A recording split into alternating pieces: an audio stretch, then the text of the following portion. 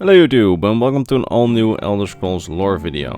Today we're talking about an ancient Argonian necromancer called Beela-Kaar. This specific Argonian lived in a time far before the races of elven men landed on Tamriel, a time when the Argonians were actually the most advanced race in all of Tamriel. It's good to have an idea of what this time was like before you watch this video, so I'll put last week's video on that period in the description of this video for you to watch it. So, if you want to know more about the period that I'm talking about in this video, be sure to really watch that one. Anyway, now let's talk about the Necromancer Beela-Kaar, because his story is pretty interesting.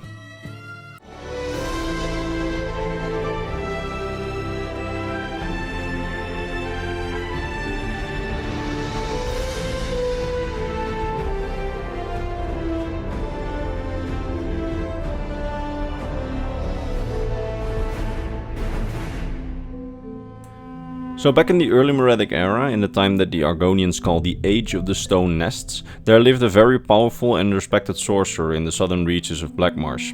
His name was Beela-Kaar, and he was very much known for his great healing powers and his competency with healing spells.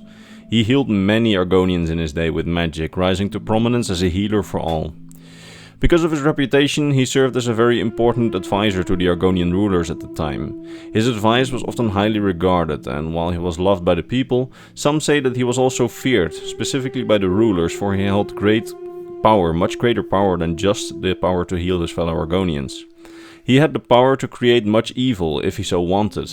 Fortunately for the Argonians, at the time he really only wanted to heal people and do good for society. But his name wouldn't be the Mad Sorcerer if this ideal situation had continued forever, as at some point his personality and goals changed drastically. You see, Beela-Kaar had a mate, which is basically the Argonian equivalent of a love interest. And unfortunately this mate got terribly sick from an unknown disease, which slowly tore her down until nothing would be left of her but a corpse. It is during this period that Beela-Kaar desperately searched for a cure for his mate. He searched in all the realms of healing, from alchemy to magical spells, and he searched for a way that could help him either freeze or cure the disease that his mate was having. Unfortunately, he found no cure, and his mate kept regressing in health. Despite all his efforts, he wasn't able to save her life, and the loss turned him mad, turning him into necromancy. After her death, he used necromantic arts to revive her corpse and kept her at his side as a mindless corpse, trying to find ways to restore her consciousness after death somehow, dabbling in even darker necromantic practices, trying to find a solution and bring her back to life. The Argonians of his time were disgusted by this practice, and they saw it as an abomination against the order of things, and pleaded with Beela-Kaar to please let his mate find rest after death. But he ignored their pleas, and he then got the nickname the Mad Sorcerer. When he noticed the hostility against him within the Argonian society, he went into seclusion, taking over an abandoned Zenmir pyramid and turning it into his own laboratory for necromancy, as he presumably kept trying to find a way to fully revive his mate. In his laboratory, he turned to increasingly darker experiments and gained an obsession with them. The only thing he really now cared about were his experiments, as he experimented on bodies from all around the mire. Many of his experiments failed, some even caused the bodies that he experimented on to turn into vile and evil necromantic creatures that escaped Beela-Kaar's pyramid and assaulted the people of Blackmarsh. After this incident of the escaping necromantic creatures, which Beela-Kaar didn't really seem to care about, nor did he want to solve them, he didn't care at all that his creatures were murdering people in the streets, the rulers of Murkmire decided to take action against him. They sent a band of warriors to assault the pyramid that he was holed up in and stop the experiments and dark rituals. Beela-Kaar, however, had seen this action coming in his paranoia, and thus he armed the Zenmir pyramid with many undead creatures to defend it. For 33 days and 33 nights, the Argonians of the Mire besieged Beela-Kaar's Zenmir pyramid. Many of them fell to the Mad Sorcerer's spells and to his thralls, and those who fell were then raised back up to help the Necromancer defend this stronghold. After more than a month, mages arrived from all over Blackmarsh to help combat the vile sorcerer, and then tide then turned on Beela-Kaar, as the warriors of the Mire, together with some magical help, managed to close in on his Zenmir pyramid.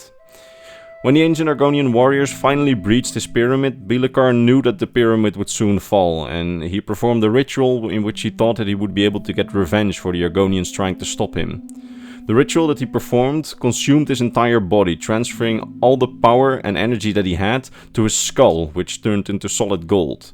The skull was then imbued with a curse, powered by the Mad Sorcerer's energy and presumably the energy of the bodies that he had reanimated.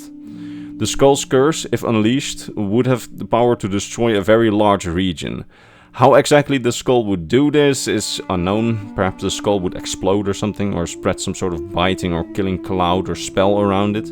All we know is that the warriors and the mages breaching the pyramid were likely quickly enough to prevent the skull and its curse from being activated, meaning that the supposed catastrophe never came and Beela-Kaar was no more. All that was left was his skull, which would be forever cursed.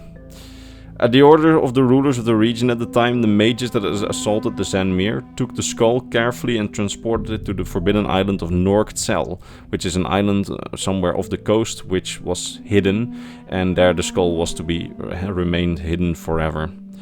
Unfortunately, 2 eras later the skull would be found again by a band of artifact hunters, but you, as the player in the Elder Scrolls Online, can prevent them from getting a hold of the skull and then hand the relic over to Cyrodiil Collections, a museum organization which is dedicated to the careful preservation of Argonian relics and to make sure that, curses like this don't get released.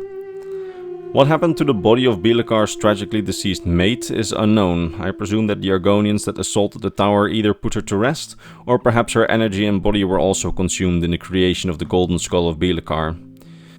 After all is said and done, I think that Beela-Kaar's story is ultimately one that's tragic. I mean, he started out as a good doer, as someone who just wanted to heal his fellow Argonians, but in the end he got so consumed by his obsession to heal someone that he turned essentially mad, and some would even say evil. I mean, he didn't care at all when his creatures killed other Argonians, which he usually used to heal. So, yeah, I found the story tragic but interesting, so hence I thought it was worth telling it on the channel. And I hope you enjoyed hearing about it. If you did, consider watching some more Elder Scrolls lore videos on this channel. I made a lot of them over the past 5 years, and consider returning for the next one. Anyway, before we end this video, allow me to thank my top patrons, Mr. Bernardo Binda, Gabriel Binda, Sword of Bushido, Sar Mikhail, and Mr. Christmas. These wonderful people, along with all the others on screen, are the ones that make this channel alive and that make it so that I can still make these videos, and for that I am very grateful.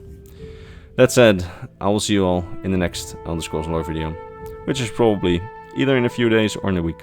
Bye bye.